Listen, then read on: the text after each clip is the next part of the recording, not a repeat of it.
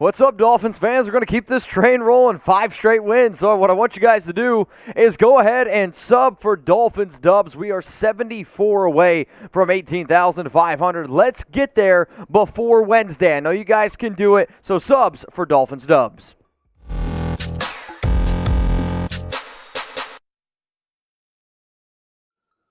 What's going on, Miami Dolphin fans? Mitchell Renz here from Chat Sports, and on today's video, we're going to do 5 overreactions after the 20-9 victory that Miami had over the New York Giants. Now, overreactions is meant to be a little bit of a overreaction. We're going to talk about top trending news stories out there, and the first one's coming up is, of course, around the quarterback Tua Tagovailoa, and was he the best quarterback in Week 13? Now remember, I am filming this. We still have yet to see how Josh Allen, Mac Jones have played yet today, but I mean, he had himself a hell of a game here up against New York, 30 of 41, 244 yards, 2 touchdowns, 0 interceptions, and then that quarterback rating of 104.1. Now, usually I really only take PFF's advice in terms of offensive line play, which, spoiler alert, don't look at their offensive line grades for the Dolphins. But Tua's been so far the highest rated quarterback according to PFF with an 89.3 overall grade. The more and more I've watched Tua, and early on, I kind of picked him apart, and I was like, man, he's just not that good of a quarterback. I've actually been much more impressed by the way he's played. He still has quite the amount of zip, but I'm going to give Tua credit. I'm going to give the offense overall credit for being able to design something that helps him get the ball out with the offensive line. But maybe going forward here with a healthy DeVante Parker, I thought Mike Gesicki played well, and Jaylen Waddle, we could be seeing a good version of Tua. So let's hear it there down in the comments section. I want you to rate Tua's performance up against the Giants. PFF has them sitting there with an 89.3, scale from 0 to 100. The grade that I'm going to go ahead and give is this. I'm going to give him a 90 overall grade. It was an A- performance. Could you get better? Yes, there was definitely opportunities, but realistically, Miami's defense right now is just playing on an unbelievable rate, and Tua doesn't have to do too many difficult things. He takes those short checkdowns, takes the short intermediate routes when he needs to throw the ball down the field like he did to DeVante Parker. And don't worry, we'll talk about Parker here in a second, but my grade's going to be a 90 overall for Tua. Let's now go to Jaylen Waddle, and speaking of 90, this dude had 90 receiving yards, but it's not quite the stat that we're talking about here on Dolphins Today.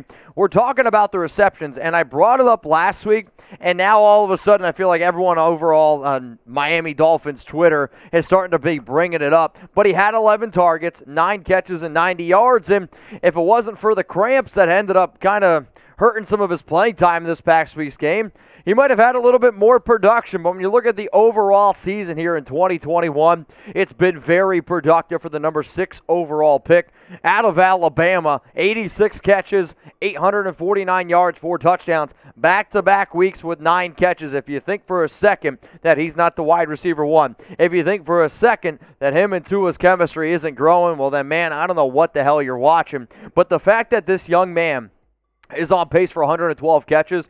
It's very inspiring for, I do believe, his career, for his projection going forward. Would I like to see more passes down the field to him? Sure. Would I like to see a little bit more out of the overall offensive game plan? Yes. But the other thing I see is this. Miami knows that they have an absolute freak of an athlete, and whatever they got to do to put the ball in his hands, that's what they're really trying to do, and to me, that is good coaching. But what people are talking about, and what I talked about last week, is he's really starting to get close here to Anquan Bolden's 101 receptions that Bolden had in 2003. I mean, we talk about how great Michael Thomas is, right? I mean, he had 92 catches in 2016.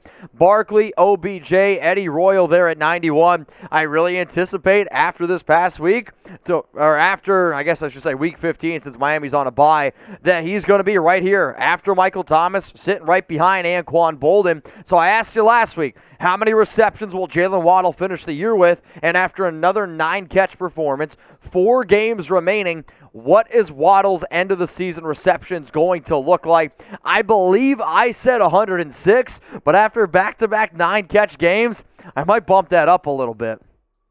The next player we're going to talk about is DeVante Parker, and DeVante Parker proves to me one thing. When he's fully healthy, he's a damn good receiver.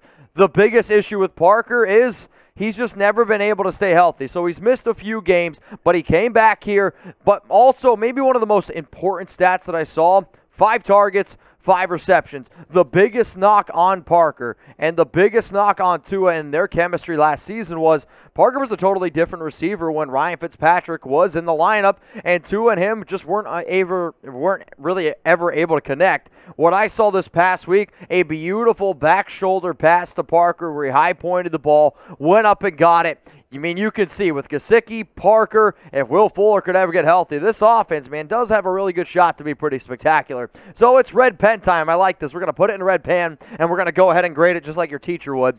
Grade DeVante Parker's Week 13 performance, A, B, C, D, or F. A, it was amazing. B, it was good. I guess say B was great. C was good. D was and then F is an absolute failing of a grade. The grade that I'm going to go ahead and give DeVante Parker is probably going to be somewhere around a B- grade. I was just happy to see him out there on the field. He looked pretty healthy to me. His connection with Tua is good. Therefore, I'm going to go ahead and give it a B- deal. If anybody out there is looking for an A+ deal, we got a hell of a deal going on right now. Now, if you want this Dolphins hat, it's 72% off, and if you want it, you got to go to chatsports.com/Dolphins hat. That link is going to be available in the comments and in the description. Usually, this thing's like $40 or just a hair over $40, and you can get it for about $11.60. Also, shout out to our sponsor for making it 72 for Dolphins 1972. What happened in there? If you don't know, then you ain't a real one. Go to chatsports.com/Dolphins hat if you want to get your hands on this awesome deal. Let's go to the next story here around my Monday overreactions after a 20-9 victory over the New York Giants.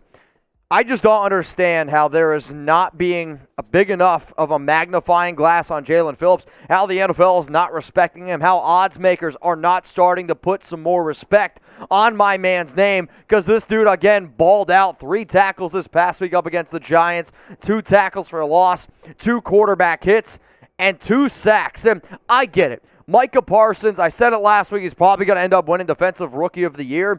But you know what I did? I went ahead and I looked at, okay, what about the top 5 rookies in terms of odds to win this award? Micah Parsons at -2,000. For those of you who have no idea what odds are, like this is redunculous type of odds. Then you got Patrick Surtain, Odafe Oweh, Asante Samuel Jr., and Jamin Davis. Okay, the last thing I also said last week is usually these type of awards go to edge rushers that are pretty good at being able to get after the quarterback. Micah Parsons right now has 10 sacks. Odafe Oweh, he's got 5 sacks. Do the odds makers just not watch any of the Dolphins? Do they just not watch what Jaelan Phillips is doing right now? Because I would say over the past 5 games, Jaelan Phillips has absolutely outplayed Micah Parsons. And when you look at the most sacks by rookie, he's got 8.5. His pass breakups are starting to be more impressive. His tackles for loss, he is slowly turning into being one of the better rookies coming out of this year's draft. And if you watched him, you should not been. You guys know you watched him probably at Miami. You're not surprised whatsoever. All I'm trying to do is put some respect on Phillips' name because for whatever reason, the NFL right now is totally missing the mark. Now, I asked you early on, how many catches for Waddle? Great rookie. Well, how many sacks is Jaelan Phillips going to finish with this year? I get that he has a bye this week, but you got 4 games left, and if you can find a rookie that gets double-digit sacks in his first season, that's really impressive, especially when he didn't really start early on in the year. All I'm saying is put some respect on his name. Let me know how many sacks for Jaelan Phillips. All right, the last thing we're going to talk about here is the Dolphins making the playoffs. And if I would have brought this up 5 weeks ago when Miami was 1-7, y'all would have told me to pound dirt, shove it. You would have probably said a whole bunch of other really terrible things to me, and it would have been 100% granted. In the NFL, it's not over until it's over, and I really still think that there is a shot that the Dolphins make the playoffs. And for people who are subscribed to the channel, I'm actually going to be making a video that's going to come out tomorrow where you guys can see the Dolphins' overall playoff chances, what they need necessarily to happen. Now, I am filming this video Monday right before the Patriots and Bills game, but you guys can see Miami's 6-7. The Raiders, Cleveland, and Denver are all sitting there at 6-6. The Colts at 7-6. Pittsburgh 6-5-1. So here's going to be the final question on the show, and remember, subscribe, turn on those notifications because I don't want you to miss tomorrow's show around the Dolphins making the playoffs. Why for yes and for no, will Miami make the NFL playoffs this season?